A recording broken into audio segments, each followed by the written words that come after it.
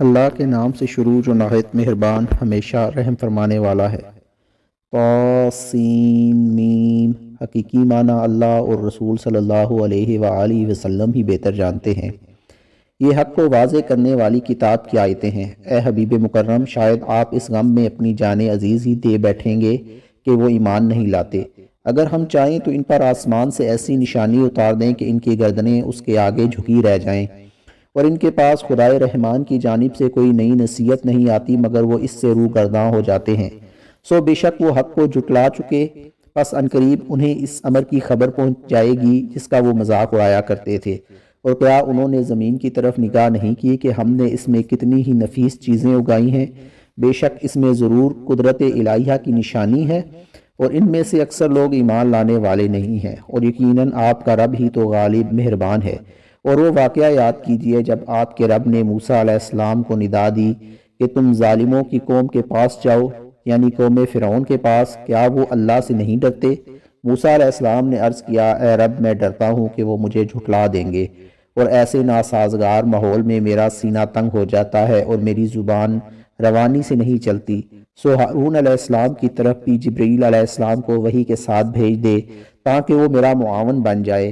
اور ان کا میرے اوپر قطبی کو مار ڈالنے کا ایک الزام بھی ہے، سو میں ڈرتا ہوں کہ وہ مجھے قتل کر ڈالیں گے۔ ارشاد ہوا، ہرگز نہیں، پس تم دونوں ہماری نشانیاں لے کر جاؤ، بے شک ہم تمہارے ساتھ ہر بات سننے والے ہیں۔ پس تم دونوں فرعون کے پاس جاؤ اور کہو، ہم سارے جہانوں کے پروردگار کے بھیجے ہوئے رسول ہیں۔ ہمارا مدعا یہ ہے کہ تو بنی اسرائیل کو آزادی دے کر ہمارے ساتھ بھیج دے۔ فرعون نے کہا، کیا ہم نے تمہیں اپنے یہاں بچپن کی حالت میں پالا نہیں تھا؟ اور تم نے اپنی عمر کے کتنے ہی سال ہمارے اندر بسر کیے تھے، اور پھر تم نے اپنا وہ کام کر ڈالا جو تم نے کیا تھا، یعنی ایک قطبی کو قتل کر دیا، اور تم ناشکر گزاروں میں سے ہو، ہماری پرورش اور احسانات کو بھول گئے ہو۔ موسیٰ علیہ السلام نے فرمایا، جب میں نے وہ کام کیا میں بے خبر تھا کہ کیا ایک گھمسے سے اس کی موت بھی واقع ہو سکتی ہے۔ پھر میں اس وقت تمہارے دائرہ اختیار سے نکل گیا جب میں تمہارے اداروں سے خوف زدہ ہوا، پھر میرے رب نے مجھے حکم نبوت بخشا اور بالآخر مجھے رسولوں میں شامل فرما دیا۔ اور کیا کوئی بلائی ہے جس سے کا تو مجھ پر احسان جتا رہا ہے؟ اس کا سبب بھی یہ تھا کہ تو نے میری پوری قوم بنی اسرائیل کو غلام بنا رکھا تھا۔ فرعون نے کہا، سارے جہانوں کا پروردگار کیا چیز ہے؟ موسیٰ علیہ السلام نے فرمایا، وہ جملہ آسمانوں کا اور زمین کا اور اس ساری کائنات کا رب ہے جو ان دونوں کے درمیان ہے، اگر تم یقین کرنے والے ہو۔ اس نے ان لوگوں سے کہا جو اس کے گرد بیٹھے تھے، کیا تم سن نہیں رہے ہو؟ موسیٰ علیہ السلام نے مزید کہا کہ وہیں تمہارا بھی رب ہے اور تمہارے اگلے باپ داداؤں کا بھی رب ہے۔ فرعون نے کہا، بے شک تمہارا رسول جو تمہاری طرف بھیجا گیا ہے ضرور دیوانہ ہے۔ موسیٰ علیہ السلام نے کہا، وہ مشرق اور مغرب اور اس ساری کائنات کا رب ہے جو ان دونوں کے درمیان ہے، اگر تم کچھ عقل رکھتے ہو۔ فرعون نے کہا، اے موسیٰ، اگر تم نے میرے سوا کسی اور کو معبود بنایا تو میں تم کو ضرور گرفتار کر کے قیدیوں میں شامل کر دوں گا۔ موسیٰ علیہ السلام نے فرمایا، اگرچہ میں تیرے پاس کوئی واضح چیز بطور معجزہ بھی لے آؤں۔ فرعون نے کہا، تم اسے لے آؤ اگر تم سچے ہو۔ پس موسیٰ علیہ السلام نے اپنا عصا زمین پر ڈال دیا اور وہ اسی وقت واضح طور پر اژدہا بن گیا، اور موسیٰ علیہ السلام اپنا ہاتھ بغل میں ڈال کر باہر نکالا تو وہ اسی وقت دیکھنے والوں کے لیے چمکدار سفید ہو گیا۔ فرعون نے اپنے ارد گرد بیٹھے ہوئے سرداروں سے کہا، بلا شبہ یہ بڑا دانا جادوگر ہے، یہ چاہتا ہے کہ تمہیں اپنے جادو کے زور سے تمہارے ملک سے باہر نکال دے، پس تم اب اس کے بارے میں کیا رائے دیتے ہو؟ وہ بولے کہ تو اسے اور اس کے بھائی ہارون کے حکم سزا سنانے کو مؤخر کر دے اور تمام شہروں میں جادوگروں کو بلانے کے لیے ہرکارے بھیج دے، وہ تیرے پاس ہر بڑے ماہر فن جادوگر کو لے آئیں۔ پس سارے جادوگر مقرر دن کے معینہ وقت پر جمع کر لیے گئے، اور فرعون کی طرف سے لوگوں کو کہا گیا کہ تم اس موقع پر جمع ہونے والے ہو تاکہ ہم جادوگروں کے دین کے پیروی کر سکیں اگر وہ موسیٰ اور ہارون پر غالب آ گئے۔ پھر جب وہ جادوگر آ گئے تو انہوں نے فرعون سے کہا، کیا ہمارے لیے کوئی اجرت بھی مقرر ہے اگر ہم مقابلے میں غالب ہو جائیں؟ فرعون نے کہا، ہاں، بے شک تم اسی وقت اجرت والوں کی بجائے میرے قربت والوں میں شامل ہو جاؤ گے، اور قربت کا درجہ اجرت سے کہیں بلند ہے۔ موسیٰ علیہ السلام نے ان جادوگروں سے فرمایا، تم وہ جادو کی چیزیں ڈال دو جو تم ڈالنے والے ہو۔ تو انہوں نے اپنی رسیاں اور اپنی لاٹھیاں ڈال دیں اور کہنے لگے فرعون کی عزت کی قسم ہم ضرور غالب ہوں گے۔ پھر موسیٰ علیہ السلام نے اپنا ڈنڈا ڈال دیا تو وہ اژدہا بن کر فوراً ان چیزوں کو نگلنے لگا جو انہوں نے فریب کاری سے اپنی اصل حقیقت سے پھیر رکھی تھیں۔ بس سارے جادوگر سجدہ کرتے ہوئے گر پڑے اور کہنے لگے ہم سارے جہانوں کے پروردگار پر ایمان لے آئے جو موسیٰ اور ہارون علیہ السلام کا رب ہے۔ فرعون نے کہا تم اس پر ایمان لے آئے ہو قبل اس کے کہ میں تمہیں اجازت دیتا؟ بے شک یہ موسیٰ علیہ السلام ہی تمہارا بڑا استاد ہے جس نے تمہیں جادو سکھایا ہے۔ تم جلد ہی اپنا انجام معلوم کر لو گے۔ میں ضرور ہی تمہارے ہاتھ اور تمہارے پاؤں الٹی طرف سے کاٹ ڈالوں گا اور تم سب کو یقیناً سولی پر چڑھا دوں گا۔ انہوں نے کہا اس میں کوئی نقصان نہیں، بے شک ہم اپنے رب کی طرف پلٹنے والے ہیں۔ ہم کبھی امید رکھتے ہیں کہ ہمارا رب ہماری خطائیں معاف فرما دے گا، اس وجہ سے کہ اب ہم ہی سب سے پہلے ایمان لانے والے ہیں۔ اور ہم نے موسیٰ علیہ السلام کی طرف وحی بھیجی کہ تم میرے بندوں کو راتوں رات یہاں سے لے جاؤ، بے شک تمہارا تعاقب کیا جائے گا۔ پھر فرعون نے شہروں میں ہرکارے بھیج دیے اور کہا بے شک یہ بنی اسرائیل تھوڑی سی جماعت ہیں اور بلا شبہ وہ ہمیں غصہ دلا رہے ہیں اور یقیناً ہم سب بھی مستعد اور چوکس ہیں۔ بس ہم نے ان فرعونیوں کو باغوں اور چشموں سے نکال باہر کیا اور خزانوں اور نفیس قیام گاہوں سے بھی نکال دیا، اور ہم نے اسی طرح کیا اور ہم نے بنی اسرائیل کو ان سب چیزوں کا وارث بنا دیا۔ پھر سورج نکلتے وقت ان فرعونیوں نے ان کا تعاقب کیا۔ پھر جب دونوں جماعتیں آمنے سامنے ہوئیں تو موسیٰ علیہ السلام کے ساتھیوں نے کہا اب ہم ضرور پکڑے گئے۔ موسیٰ علیہ السلام نے فرمایا ہرگز نہیں، بے شک میرے ساتھ میرا رب ہے، وہ ابھی مجھے راہ نجات دکھا دے گا۔ پھر ہم نے موسیٰ علیہ السلام کی طرف وحی بھیجی کہ اپنا عصا دریا پر مارو، پس دریا 12 حصوں میں پھٹ گیا اور ہر ٹکڑا زبردست پہاڑ کی مانند ہو گیا۔ اور ہم نے دوسروں یعنی فرعون اور اس کے ساتھیوں کو اس جگہ کے قریب کر دیا، اور ہم نے موسیٰ علیہ السلام کو بھی نجات بخشی اور ان سب لوگوں کو بھی جو ان کے ساتھ تھے۔ پھر ہم نے دوسروں یعنی فرعونیوں کو غرق کر دیا۔ بے شک اس واقعہ میں قدرت الہیہ کی بڑی نشانی ہے اور ان میں سے اکثر لوگ مومن نہ تھے، اور بے شک آپ کا رب ہی یقیناً غالب رحمت والا ہے۔ اور آپ ان پر ابراہیم علیہ السلام کا قصہ بھی پڑھ کر سنا دیں جب انہوں نے اپنے باپ اور اپنی قوم سے فرمایا تم کس چیز کو پوجتے ہو؟ انہوں نے کہا ہم بتوں کی پرستش کرتے ہیں اور ہم انہی کی عبادت و خدمت کے لیے جمے رہنے والے ہیں۔ ابراہیم علیہ السلام نے فرمایا کیا وہ تمہیں سنتے ہیں جب تم ان کو پکارتے ہو، یا وہ تمہیں نفع پہنچاتے ہیں یا نقصان پہنچاتے ہیں؟ وہ بولے یہ تو معلوم نہیں، لیکن ہم نے اپنے باپ دادا کو ایسا ہی کرتے پایا تھا۔ ابراہیم علیہ السلام نے فرمایا کیا تم نے کبھی ان کی حقیقت میں غور کیا ہے جن کی تم پرستش کرتے ہو؟ تم اور تمہارے اگلے آباء و اجداد، الغرض کسی نے بھی سوچا؟ بس وہ سب بت میرے دشمن ہیں، سوائے تمام جہانوں کے رب کے وہی میرا معبود ہے۔ وہ جس نے مجھے پیدا کیا سو وہی مجھے ہدایت فرماتا ہے، اور وہی ہے جو مجھے کھلاتا اور پلاتا ہے، اور جب میں بیمار ہو جاتا ہوں تو وہی مجھے شفا دیتا ہے، اور وہی مجھے موت دے گا، پھر وہی مجھے دوبارہ زندہ فرمائے گا، اور اسی سے میں امید رکھتا ہوں کہ روز قیامت وہ میری خطائیں معاف فرما دے گا۔ اے میرے رب مجھے علم و عمل میں کمال عطا فرما اور مجھے اپنے قرب خاص کی سزاواروں میں شامل فرما لے، اور میرے لیے بعد میں آنے والوں میں بھی ذکر خیر اور قبولیت جاری فرما، اور مجھے نعمتوں والی جنت کے وارثوں میں سے بنا دے، اور میرے باپ کو بخش دے، بے شک وہ گمراہوں میں سے تھا، اور مجھے اس دن رسوا نہ کرنا جس دن لوگ قبروں سے اٹھائے جائیں گے، جس دن نہ کوئی مال نفع دے گا اور نہ اولاد، مگر وہی شخص نفع مند ہوگا جو اللہ کی بارگاہ میں سلامتی والے بے عیب دل کے ساتھ حاضر ہوا۔ اور اس دن جنت پرہیزگاروں سے قریب کر دی جائے گی، اور دوزخ گمراہوں کے سامنے ظاہر کر دی جائے گی، اور ان سے کہا جائے گا کہ وہ بت کہاں ہیں جنہیں تم پوجتے تھے؟ اللہ کے سوا کیا وہ تمہاری مدد کر سکتے ہیں یا خود اپنی مدد کر سکتے ہیں کہ اپنے آپ کو دوزخ سے بچا لیں؟ سو وہ بت بھی اور اس دوزخ میں اوندے منہ گرا دیے جائیں گے، اور گمراہ لوگ بھی، اور ابلیس کی ساری فوجیں بھی واصل جہنم ہوں گی۔ وہ گمراہ لوگ اس دوزخ میں باہم جھگڑا کرتے ہوئے کہیں گے اللہ کی قسم ہم کھلی گمراہی میں تھے جب ہم تمہیں سب جہانوں کے رب کے برابر ٹھہراتے تھے، اور ہم کو ان مجرموں کے سوا کسی نے گمراہ نہیں کیا۔ سو آج نہ کوئی ہماری سفارش کرنے والا ہے اور نہ کوئی گرم جوش دوست ہے۔ سو کاش ہمیں ایک بار دنیا میں پلٹنا نصیب ہو جاتا تو ہم مومن ہو جاتے۔ بے شک اس واقعہ میں قدرت الہیہ کی بڑی نشانی ہے اور ان کے اکثر لوگ مومن نہ تھے۔ اور بے شک آپ کا رب ہی یقیناً غالب رحمت والا ہے۔ نوح علیہ السلام کی قوم نے بھی پیغمبروں کو جھٹلایا، اور جب ان سے ان کے قومی بھائی نوح علیہ السلام نے فرمایا کیا تم اللہ سے ڈرتے نہیں ہو؟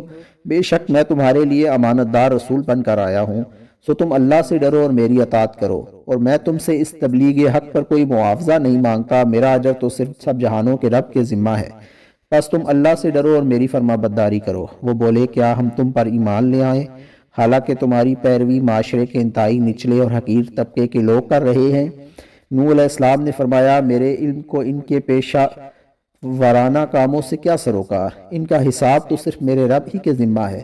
کاش تم سمجھتے کہ حقیقی عزت و ذلت کیا ہے، اور میں مومنوں کو دھتکارنے والا نہیں ہوں، میں تو فقط کھلا ڈر سنانے والا ہوں۔ وہ بولے اے نوح اگر تم ان باتوں سے باز نہ آئے تو تمہیں یقیناً سنگسار کر دیا جائے گا۔ نوح علیہ السلام نے عرض کیا اے میرے رب، میری قوم نے مجھے جھٹلا دیا، بس تو میرے اور ان کے درمیان فیصلہ فرما دے، اور مجھے اور ان مومنوں کو جو میرے ساتھ ہیں نجات دے دے۔ بس ہم نے ان کو اور جو ان کے ساتھ تھے بھری ہوئی کشتی میں سوار تھے نجات دے دی، بس اس کے بعد ہم نے باقی ماندہ لوگوں کو غرق کر دیا۔ بے شک اس واقعہ میں قدرت الہیہ کی بڑی نشانی ہے، اور ان کے اکثر لوگ مومن نہ تھے، اور بے شک آپ کا رب ہی یقیناً غالب رحمت والا ہے۔ قوم عاد نے بھی پیغمبروں کو جھٹلایا، اور جب ان سے ان کے قومی بھائی ہود علیہ السلام نے فرمایا کیا تم اللہ سے ڈرتے نہیں ہو؟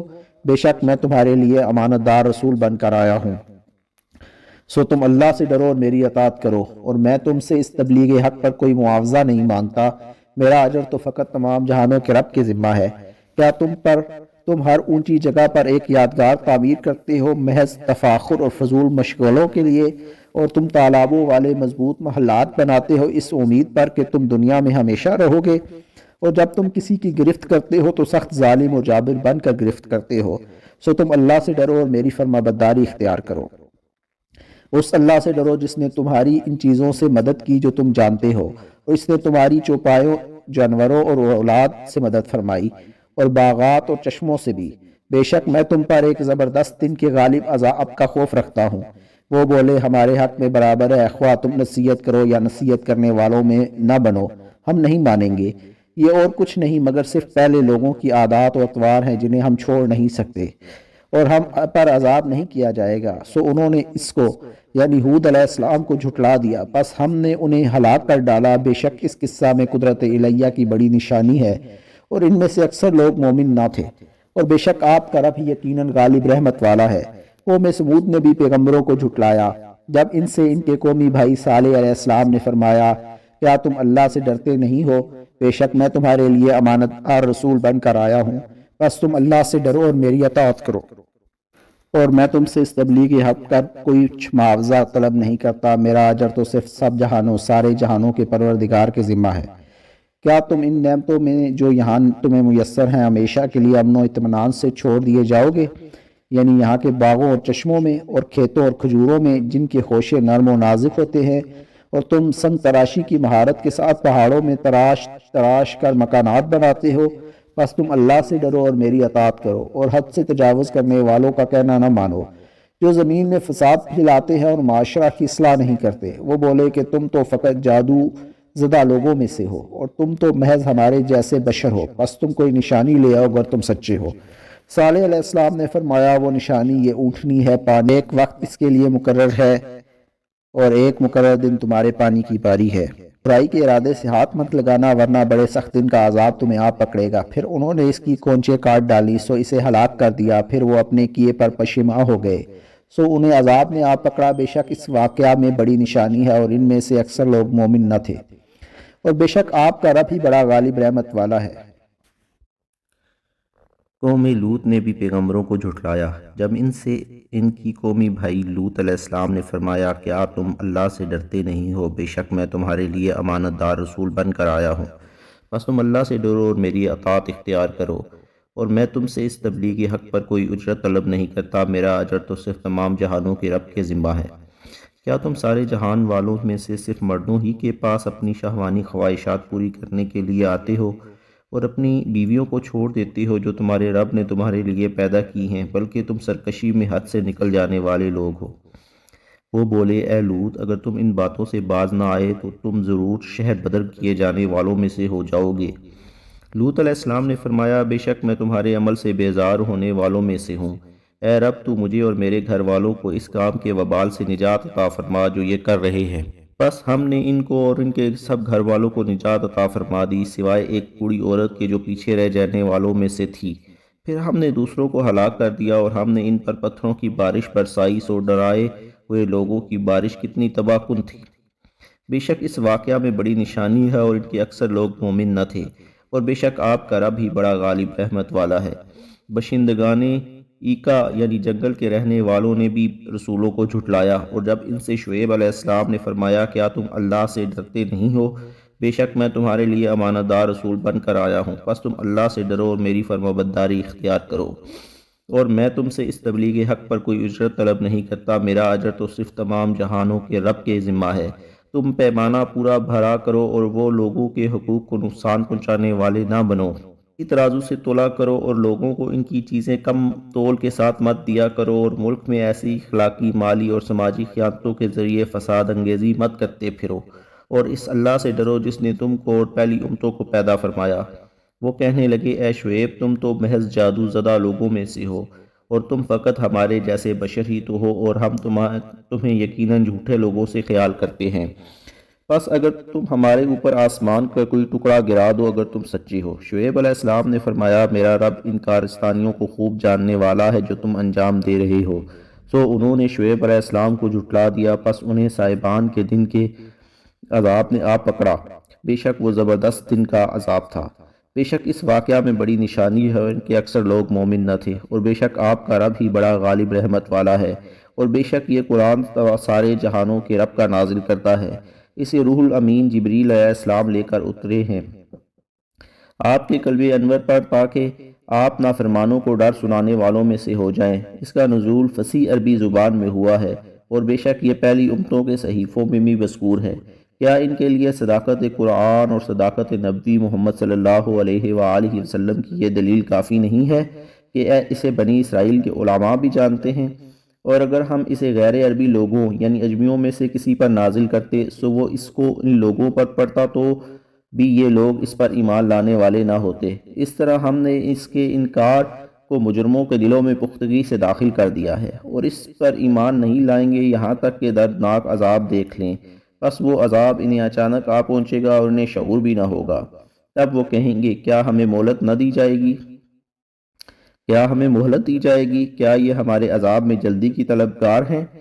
بھلا بتائیے کہ اگر ہم انہیں برسوں فائدہ پہنچاتے رہیں، پھر ان کے پاس وہ عذاب آ پہنچے جس کا ان سے وعدہ کیا جا رہا ہے، تو وہ چیزیں ان سے عذاب کو دفع کرنے میں کیا کام آئیں گی جن سے وہ فائدہ اٹھاتے رہے تھے؟